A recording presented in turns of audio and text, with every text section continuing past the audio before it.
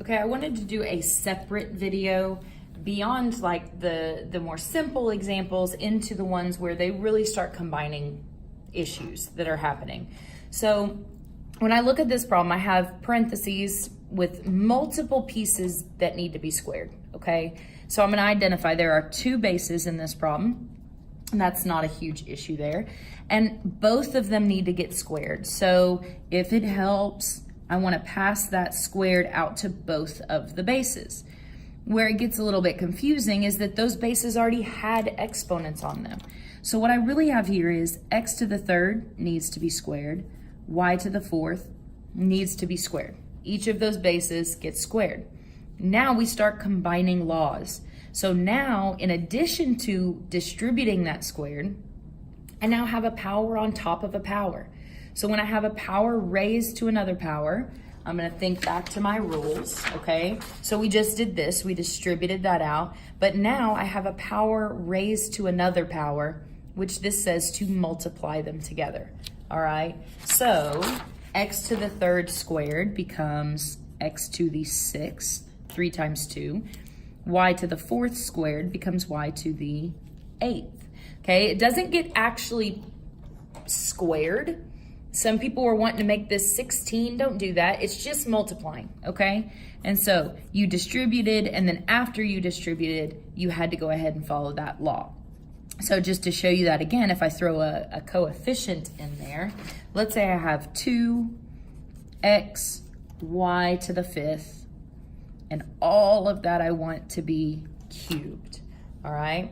I'm gonna first identify, well, I've got, there's a base, there's a base, there's a base. Anything touching that bottom line really is considered a base.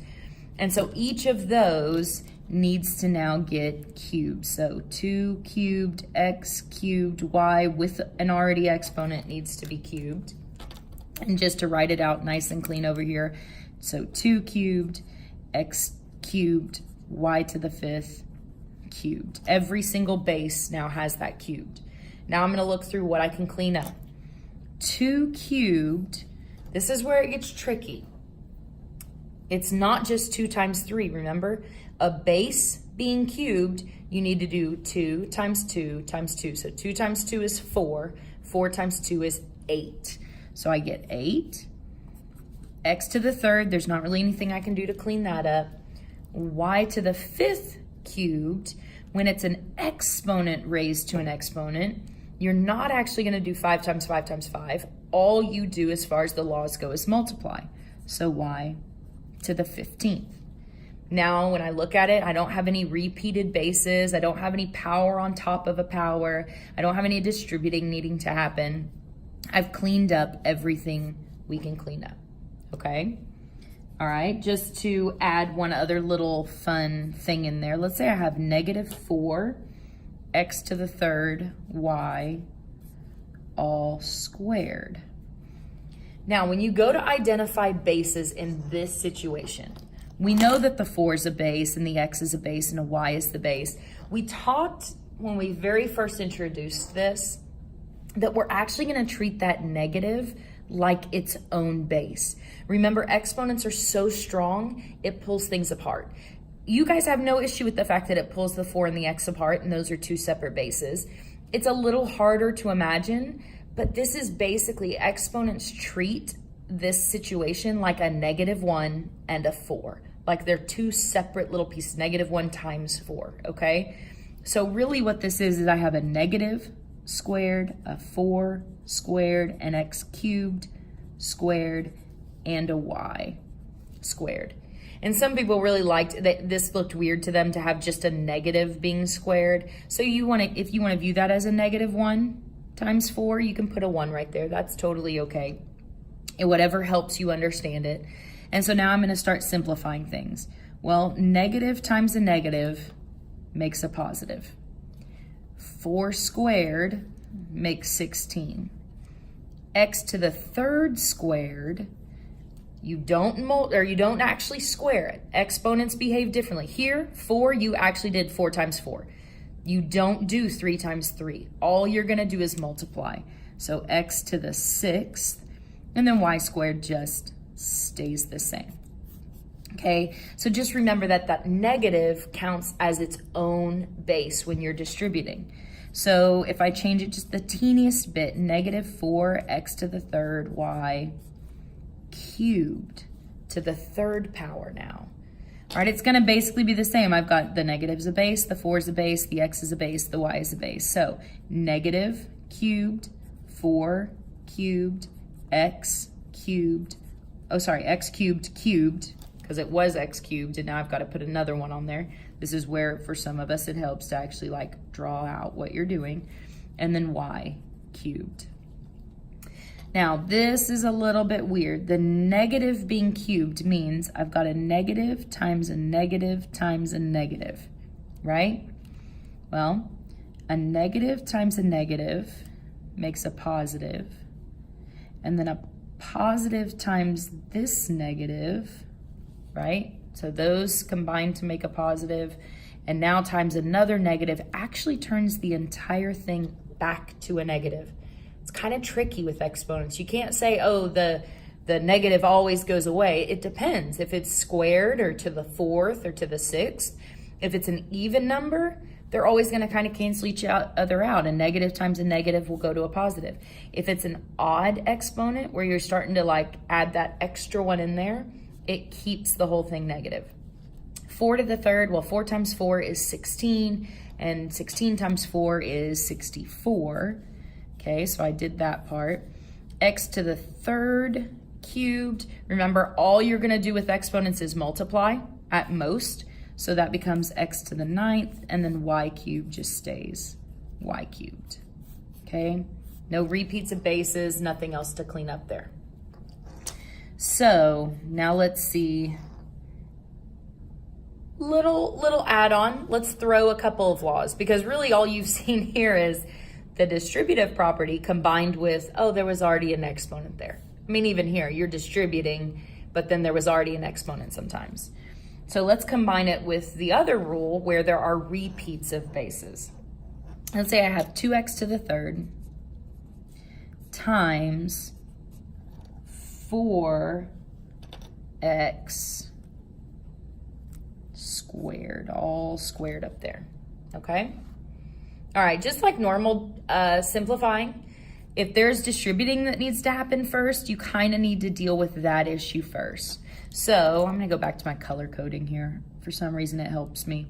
I'm gonna distribute that needs to get squared and that needs to get squared. All right, so 4 squared is 16, and then x squared is just x squared. Okay, are we all okay with that? And then my 2x to the third, I'm just gonna drop it straight down. And really what's happening between these two is they need to be multiplied together, okay? If it helps you, you can always rearrange and kind of group things together, right? This is really 2 times x to the third, 16 times x squared. If there's nothing between a letter and a number, it's just multiplication. So I'm just gonna rewrite this a little bit. I'm gonna do 2 times 16 times x to the third times x squared. For some reason, this helps make sense of things. So 2 times 16 becomes 32. X squared times x to the third, or x to the third times x squared.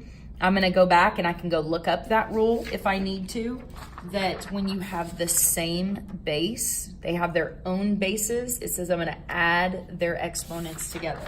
So 3 plus 2 would give me x to the 5th. If you need to, you can always go to that expanded form where you go, okay, x times x times x times x times x, and then you can clearly see that it's x to the 5th.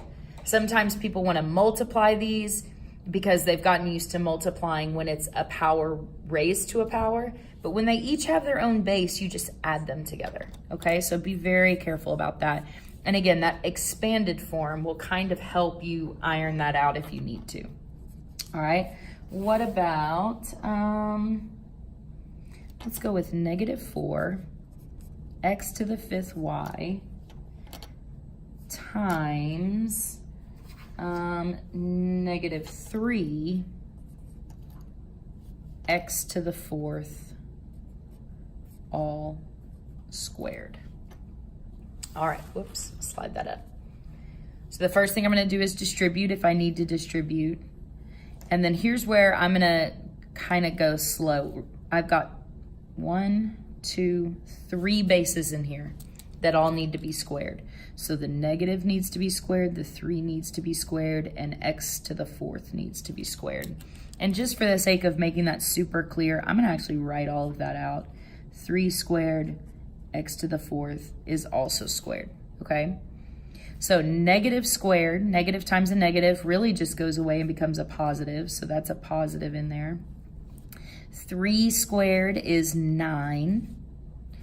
X to the 4th squared, when it's a power being powered, or a power being raised to a power, you just multiply. So x to the 8th, okay?